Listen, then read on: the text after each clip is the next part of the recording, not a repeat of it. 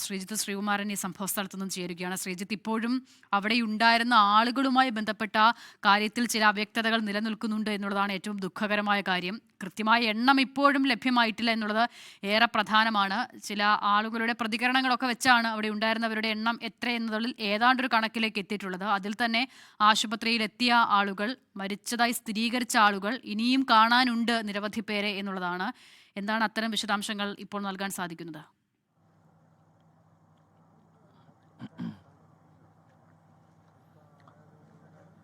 അസിത, ആ ഒരു നമ്പർ വലിയ ഭീകരമായ നമ്പർ തന്നെയാണ്. ആ ചില പേരുകൾ നമുക്ക് ലഭിച്ചിട്ടുണ്ട്. സതീഷ് 46 വയസ്സ്, ബാബു 56 വയസ്സ്, വിഷ്ണുവിന് 30 വയസ്സാണ്, പ്രവീൺ രാജേഷ് 40 വയസ്സ്, അനിത 50 വയസ്സ്, അഖിൽ 30 വയസ്സ്, ഉദയകുമാർ 48 വയസ്സ്, ഹരി 40 വയസ്സ്, ബാബു 57. ഈ 10 പേരും ഇപ്പോൾ തീപ്പൊള്ളൽ ICUവിലാണ് ഉള്ളത്. എല്ലാവരും 50%-ലേറെ പൊള്ളലേറ്റ ആളുകളാണ് എന്നാണ് അവിടുന്ന് ആശുപത്രി അധികൃതർ നമുക്ക് നൽകുന്ന വിവരം. എന്തായാലും പരിക്ക് ഗുരുതരമല്ലാത്ത 3 പേരാണുള്ളത്.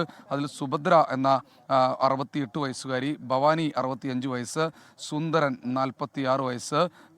ചെറിയ വ്യത്യാസങ്ങൾ ചിലപ്പോൾ ലിസ്റ്റിൽ അങ്ങോട്ടും ഇങ്ങോട്ടും ഉണ്ടായേക്കും. പക്ഷേ ഈ പരിക്കേറ്റവർ ആശുപത്രിയിൽ ചികിത്സയിൽ കഴിയുന്ന ആളുകളുടെ എണ്ണം ഇങ്ങനെയാണ്. നേരത്തെ പറഞ്ഞതുപോലെ 42-40 എന്നൊരു നമ്പറൊക്കെ പറയുന്നുണ്ട്. പക്ഷേ ആ ഒരു നമ്പറിലെ ആളുകളുടെ എണ്ണത്തെക്കുറിച്ച് ഇപ്പോഴും അവ്യക്തത തുടരുന്നുണ്ട്. നമ്മൾ നേരത്തെ പറഞ്ഞ പോലെ പോലീസ് ഈ മേഖലയിൽ നിന്ന് മാറണമെന്ന് പറഞ്ഞിട്ടുണ്ട്. ഒരു ദുരന്തത്തിൻ്റെ അവശേഷിപ്പാണ്. ഒരു ക്രൈം സീനൊക്കെ പോലീസ് ഇവിടെ കെട്ടിവെച്ചിട്ടുണ്ട്. സ്വാഭാവികമായി അതിനപ്പുറത്തേക്ക് ആരും തന്നെ കടക്കരുത് നിർദ്ദേശമുണ്ട്. പോലീസിൻ്റെ നിർദ്ദേശം ശിരസാ വഹിച്ചുകൊണ്ട് തന്നെ നമ്മളിവിടെ അപ്പുറത്തേക്കാണ് മാറി നിൽക്കുന്നത്. ആ കണ്ടില്ലേ, ഈ തൊട്ടപ്പുറത്ത് പൊട്ടാതെ കിടക്കുന്ന ഗുണ്ടുകളും മറ്റുമൊക്കെ ഇപ്പോഴും നമുക്ക് ദൃശ്യങ്ങളിൽ കാണാം. ഇതെല്ലാം തന്നെ തിരുവമ്പാടിക്ക് വേണ്ടി വർണ്ണവിസ്മയം തീർക്കാൻ വേണ്ടിയൊക്കെ ഉപയോഗിച്ചിരുന്നതാണ്. ഇതിൻ്റെ ഉടമയായ, അല്ലെങ്കിൽ ഈ പടക്ക നിർമ്മാണശാലയുടെ ഉടമയായ മുണ്ടത്തിക്കോട് സതീഷും അതീവ ഗുരുതരാവസ്ഥയിൽ തന്നെ ചികിത്സയിലാണ്. അതാണ് സതീഷ് 46 വയസ്സ് എന്ന ആ ഒരു പേര് നമ്മൾ അങ്ങനെയാണ് കാണുന്നത്. ഈ ദുരന്തം പറഞ്ഞ് നിരവധി ആളുകൾ ഈ മേഖലയിലേക്ക് എത്തുന്നുണ്ട്. ചേട്ടൻ എവിടുന്ന വരുന്നത്? എടപ്പാള്. അറിഞ്ഞു വന്നതാ. ഇതിനു മുൻപ് ഇങ്ങനെ പലതൊന്നും കേൾവിയില്ലാത്ത സംഭവം തന്നെ. അതെ, വളരെ അപൂർവമാണല്ലോ നമ്മുടെ പ്രദേശത്ത് ഇങ്ങനെ ഒരു വലിയൊരു അത്യാഹിതം ഉണ്ടാവുന്നത്. വളരെ നാട് മൊത്തത്തിൽ പ്രയാസത്തിലാണ് നമ്മളും. തൃശ്ശൂർ പൂരമൊക്കെ ആഘോഷിക്കാനിരിക്കുകയായിരുന്നു. തൃശ്ശൂർ വെടിക്കെട്ട് സാമ്പിൾ കാണാൻ വരാറുണ്ട്. എല്ലാ വർഷവും ചില വർഷങ്ങളൊക്കെ വരാറുണ്ട്. ഈ പ്രാവശ്യം വരണമെന്ന് കണക്കൂട്ടിയ കാരണം എല്ലാ പ്രതിസന്ധികളും തരണം ചെയ്ത് എല്ലാ അമ്പലങ്ങളിലും പ്രാവശ്യം വെടിക്കെട്ട് നന്നായി നടന്നൊരു ഒരു സമയമാണല്ലോ. അതുകൊണ്ട് കാണാൻ വേണ്ടി അങ്ങനത്തെ ഒരു അവസ്ഥയിലേക്ക്.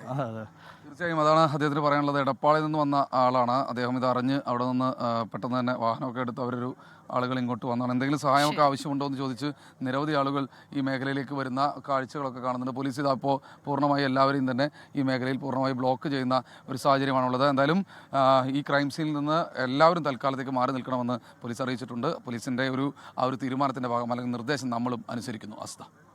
ശരി, ശ്രീജിത്ത് ശ്രീകുമാരാണ് സംഭവ സ്ഥലത്ത് നിന്ന് വിവരങ്ങൾ നൽകിയത്. എന്തായാലും 3 ദിവസത്തിനപ്പുറം ഒരു വലിയ ആഘോഷത്തിലേക്ക് ആ നാട് പോകേണ്ടിയിരുന്നതാണ്. അതിനിടെയാണ് അപ്രതീക്ഷിതമായി ഇത്ര വലിയൊരു ദുരന്തം തേടിയെത്തിയത്. നിരവധി ആളുകളുടെ ജീവൻ ഇതിനോടകം തന്നെ നഷ്ടപ്പെട്ടിട്ടുണ്ട്. എത്ര പേരാണ് ഈ അപകടത്തിൽപ്പെട്ടത് എന്നതിൻ്റെ കൃത്യമായ കണക്കിലേക്ക് പോലും എത്താൻ സാധിക്കുന്നില്ല എന്നുള്ളത് കൂടിയാണ് വളരെ ദൗർഭാഗ്യകരം. എന്തായാലും മറ്റ് നടപടിക്രമങ്ങളൊക്കെ അവിടെ പുരോഗമിക്കുകയാണ്. ഇപ്പോൾ ശ്രീജിത്ത് അവസാനം പറഞ്ഞതുപോലെ സംഭവ സ്ഥലത്ത് നിന്ന് മാധ്യമങ്ങളോടും പൊതുജനങ്ങളോടും ഒക്കെ മാറാനടക്കം പോലീസിന്റെ നിർദ്ദേശം വന്നിട്ടുണ്ട്. സ്വമേധയാ കേസെടുത്തിട്ടുണ്ട് പോലീസ്. മറ്റ് നടപടികളിലേക്ക് കടക്കുകയും ചെയ്യുന്നു. ആരോഗ്യമന്ത്രി അല്പം മുമ്പാണ് തൃശൂർ മെഡിക്കൽ കോളേജിലെത്തിയത്. പ്രതികരണം നമ്മൾ പ്രതീക്ഷിക്കുന്നുമുണ്ട്.